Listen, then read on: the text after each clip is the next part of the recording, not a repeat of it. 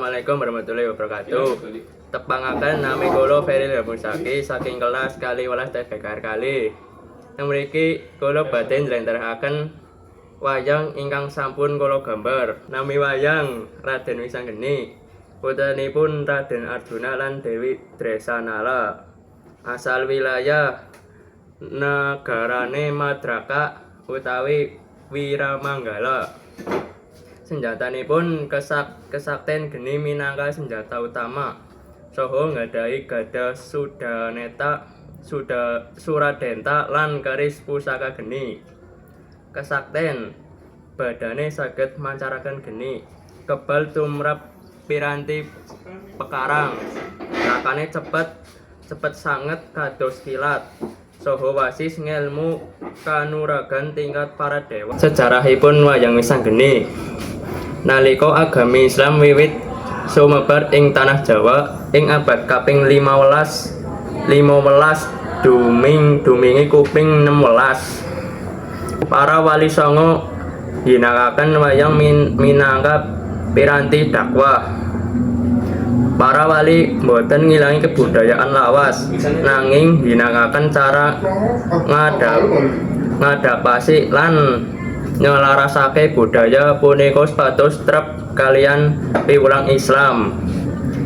Ing sajroning proses punika tokoh-tokoh kados Wisanggeni dipun wenehi teges filosofi enggal.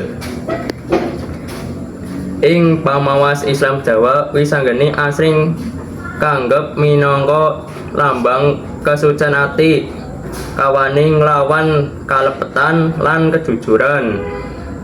Piwulang punika selaras kaliyan ajaran Islam babagan amar ma'ruf nahi munkar, yaiku ngajak marang kebajikan lan nyegah tumindak ingkang awon.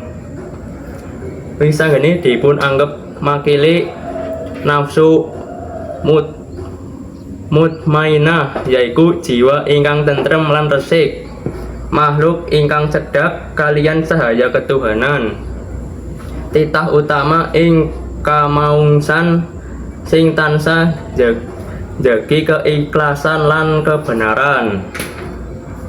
Ing sawatara pementasan wayang jaman Wali Songo, lakon Wisanggeni dipun sasali piwulang kados setunggal wigatine kejujuran, kali adoh saking tumindak serakah, 3 tuhu lan tunduk marang dawuh Gusti Allah, sekawan ngurmati wong tua lan para guru minangka bagian saking adab ing agama Islam.